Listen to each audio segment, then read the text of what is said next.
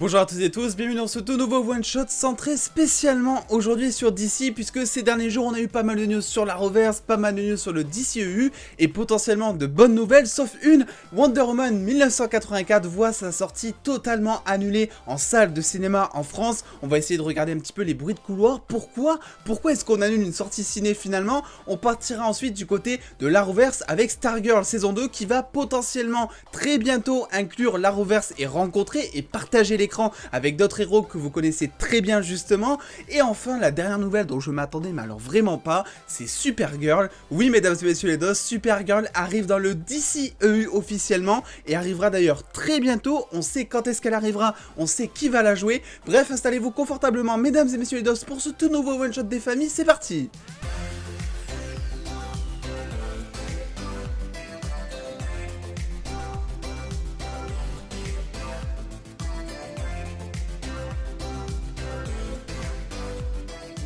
Et on commence avec la mauvaise nouvelle de la vidéo, comme ça hop c'est éjecté. Effectivement, alors que Wonder Woman 1984 est sorti sur HBO Max depuis des mois aux États-Unis, alors que c'est disponible en téléchargement et en streaming illégal depuis des mois en France et dans le monde en général, et ben ça y est, la sortie ciné est officiellement annulée. Ce qui veut dire que si vous faites partie des gens qui attendaient de pouvoir regarder le film de manière légale en France et donc obligatoirement par le biais du cinéma, vu que c'était le seul moyen de diffusion qui était normalement prévu, c'est ce que Warner avait communiqué que le film arriverait bientôt en salle de cinéma, et ben voilà, vous êtes un petit peu, entre guillemets, vous êtes fait avoir, et je dis vraiment pas ça pour vous dénigrer ou autre, parce que je trouve ça justement très triste. Effectivement, regardez ce que la Fnac a mis, et a annoncé aussi sur son Twitter, la sortie physique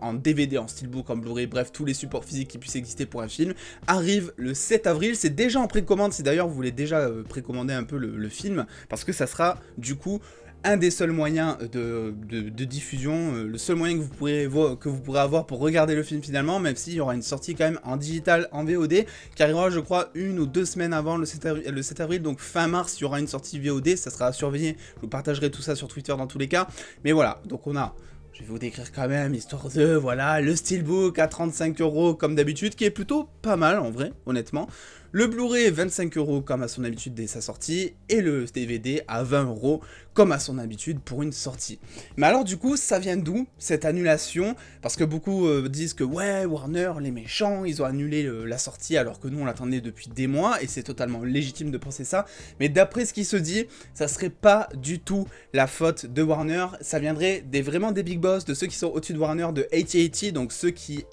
ont Warner, les propriétaires de Warner, qui en fait auraient décidé d'annuler la diffusion, parce que le souci c'est que le film, je crois, sort en DVD le 18 mars, quelque chose comme ça aux États-Unis, et donc ça voudrait dire que si tu sors le film en salle en France des semaines après, des choses comme ça, et bien à cause de notre chronologie des médias à la con entre guillemets, et bien ça veut dire que tu n'aurais pas eu le DVD ou le Blu-ray avant des mois en France, alors que ça ferait peut-être un an qu'il serait quasiment sorti finalement, j'ai envie de dire, aux États-Unis. Donc du coup je pense qu'ils se sont dit ok, ce film on laisse tomber, en plus c'est un échec au niveau de la critique finalement de la presse, mais aussi de la critique des gens sur ce film, donc je pense que déjà ils ont eu peur de ça, et qui perdent indirectement de l'argent à cause des versions téléchargeables et piratées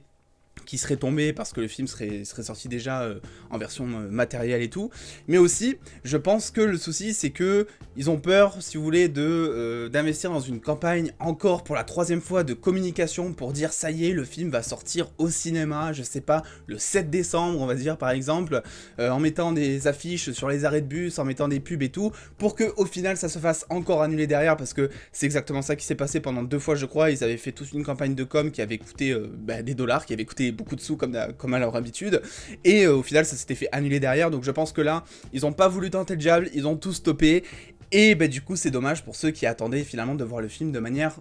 sur grand écran au final. Du coup le seul moyen légalement pour regarder le film à l'heure actuelle en France, c'est d'attendre la sortie physique le 7 avril, ou la sortie VOD qui sortira quelques jours avant. C'est vraiment le seul truc. HBO Max, il faut avoir un compte américain pour regarder le film, je le répète, parce qu'il y en a plein qui disent oui j'ai regardé de manière légale parce que j'ai téléchargé un VPN et du coup j'ai pu accéder à HBO Max qui est uniquement disponible aux États-Unis. Mais le souci c'est que même avec un VPN, j'ai essayé, tu n'as pas pas accès à HBO Max, il faut absolument un compte bancaire qui est américain. Donc ça c'est du gros mytho. Bref, vous le savez maintenant, Wonder Woman 1984 ne sortira pas au cinéma, mais en sortie physique le 7 avril. Vous pouvez d'ailleurs précommander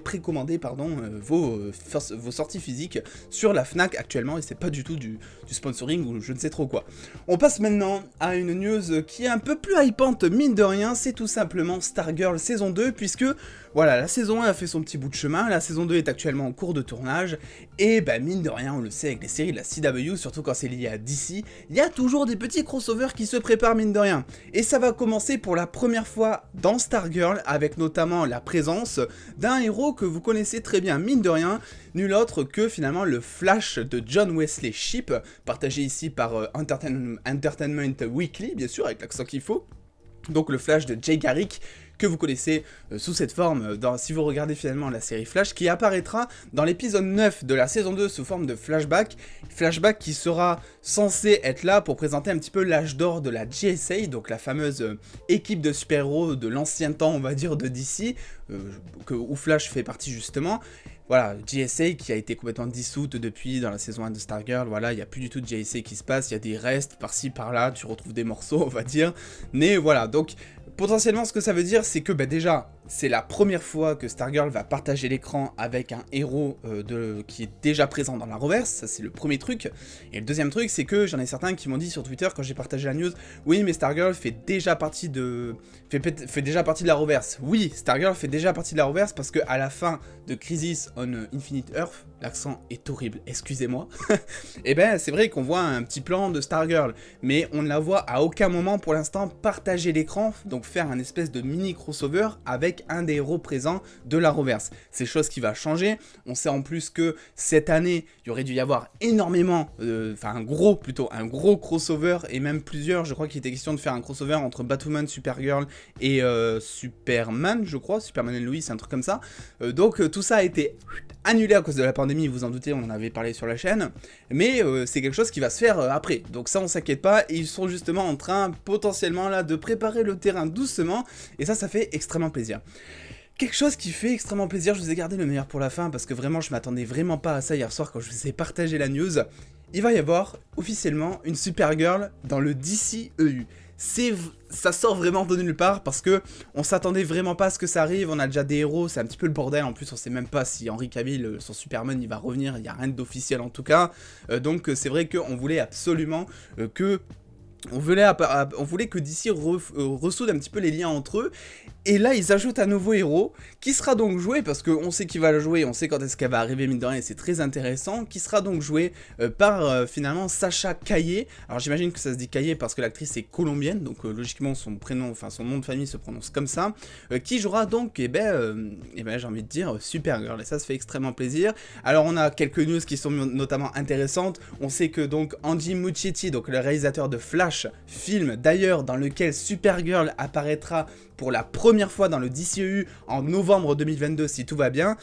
on sait qu'il a auditionné plus de 425 actrices, que c'est donc Sasha Calle qui a été auditionnée pour le rôle, et donc il parle d'elle parce qu'il dit qu'en gros il a été époustouflé par la ténacité et la découverte de cette actrice, et que il n'a pas pu passer à côté d'elle. C'est des choses qui font extrêmement plaisir. On sait en plus qu'elle a partagé une lecture de script, donc ce que font généralement les acteurs, des screen tests un peu pour voir par exemple si deux acteurs physiquement ça colle, ou si vraiment il y a une alchimie entre les deux avant vraiment d'officialiser l'actrice ou l'acteur dans un film par exemple. On sait que l'actrice a déjà fait une lecture de script avec donc Flash, donc interprété par Ezra Miller. Donc voilà, il y a des choses comme ça qui sont faites en coulisses dont on n'a pas eu du tout connaissance, même pas sous forme de rumeurs, donc la surprise est d'autant plus grande. Mais moi ce qui m'a fait extrêmement plaisir, c'est la vidéo que je vous ai partagée finalement hier soir, qui montre finalement le réalisateur, donc Andy Muschietti, en train d'annoncer la nouvelle, en train de dire finalement à l'actrice, finalement tu es prise pour jouer Supergirl. Et il l'a fait vraiment d'une manière, mais qui est je trouve vraiment sympa. Regardez, il lui montre le fameux symbole de Superman quoi, et elle comprend, et je vous invite à aller sur mon Twitter et à voir ça justement par vous-même. Il y aura le son et la vidéo est plus longue, elle dure 2 minutes je crois. Parce que là elle traverse vraiment toutes les phases en fait. Là elle est en train de pleurer, ensuite vous la voyez, elle est heureuse, elle sourit, ensuite elle crie, elle saute partout, elle danse même. Enfin bref, c'est vraiment génial et c'est vraiment un point que la pandémie nous apporte. Le seul point positif j'ai envie de dire c'est que finalement ça s'est fait sur Zoom parce que restriction de distance, enfin vous connaissez tout ça. Donc il a annoncé tout ça sur Zoom et donc le réalisateur a décidé d'enregistrer avec son ordinateur, d'enregistrer la conversation Zoom et donc on a eu droit à cette petite nouvelle, ce qui nous, voilà, on se rend compte finalement de ce qui prouve finalement une actrice qui apprend qu'elle va jouer quand même un très gros rôle dans un des plus gros blockbusters de l'année 2022 et potentiellement dans la suite du DCU. Bref voilà, je voulais partager cette petite nouvelle. On a commencé sur une très mauvaise nouvelle finalement pour certains, mais on finit sur une très bonne et ça, j'adore ça, ça fait extrêmement plaisir. N'oubliez pas dans tous les cas de me dire ce que vous en pensez. Est-ce que pour vous c'est une bonne idée d'intégrer Supergirl dans le DCU? Est-ce qu'ils auraient des projets de remplacer le Superman d'Henry Cavill par la Supergirl de Sasha Calle justement?